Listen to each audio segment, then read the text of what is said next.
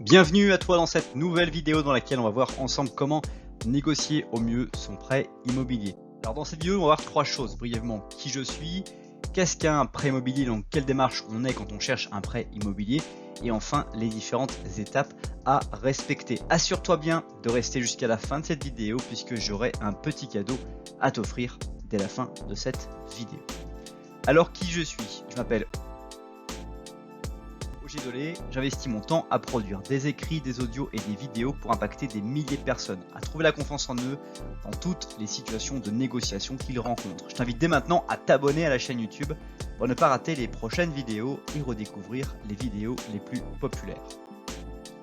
Négocier son prêt immobilier au mieux, c'est quelque chose dont il faut être très bien armé pour pouvoir avoir le taux le plus avantageux. Et pour mettre toutes les chances de l'autre côté, il y a des conseils qui sont vraiment à prendre en compte. Parce que quand on cherche à vouloir investir dans l'immobilier ou quand on cherche à avoir son premier bien immobilier, on va être face à une somme d'incertitude, une somme d'inconfiance parce qu'on n'est pas vraiment confortable avec la situation. Et donc ce type de vidéo est fait pour vraiment t'aider à pouvoir avoir toute la vision du processus et d'avoir la meilleure confiance en toi possible au moment de ce processus.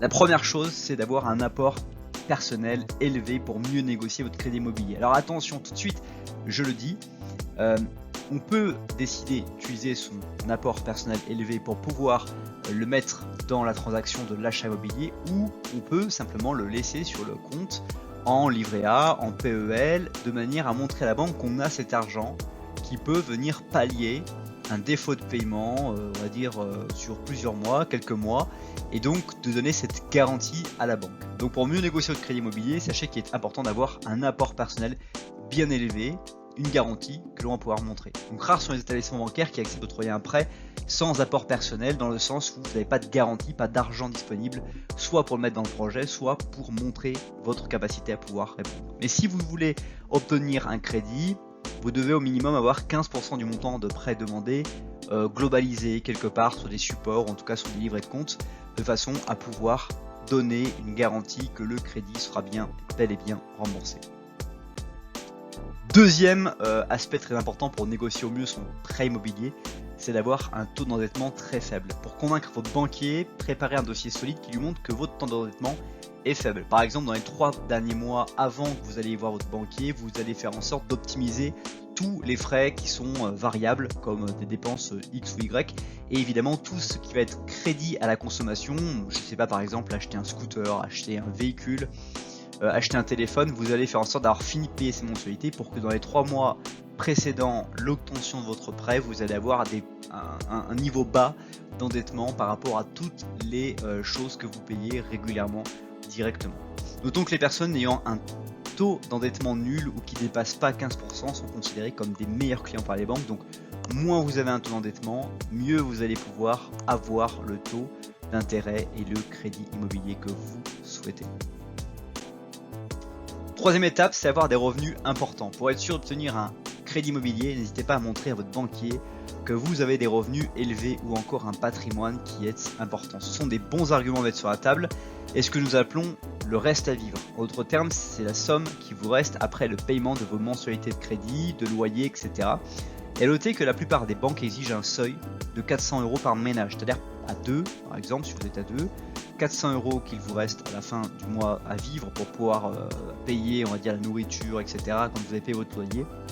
C'est quelque chose qui va permettre à la banque de vous savoir que vous avez cette capacité avec l'excédent, parce qu'on va imaginer que votre loyer que vous payez actuellement va remplacer le crédit et le reste des 400 € va être, on va dire, le solde qui va permettre de donner en garantie. Donc c'est entre 400 et 600 € selon les banques, mais ces deux aspects vont montrer que vous avez des revenus importants avec votre ménage et donc que c'est vraiment quelque chose qui va être à considérer.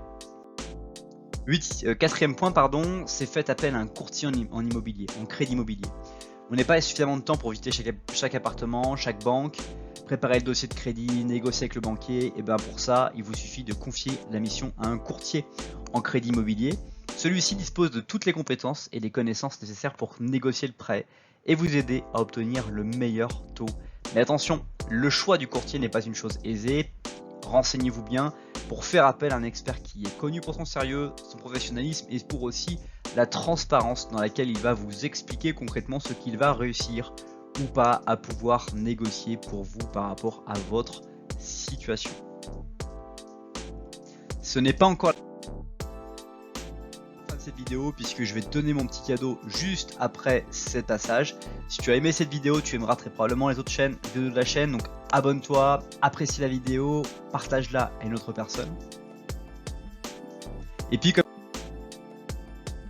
tu l'as promis en début de cette vidéo, je t'invite à télécharger dès maintenant mon guide exclusif sur la négociation, totalement gratuit dans la description.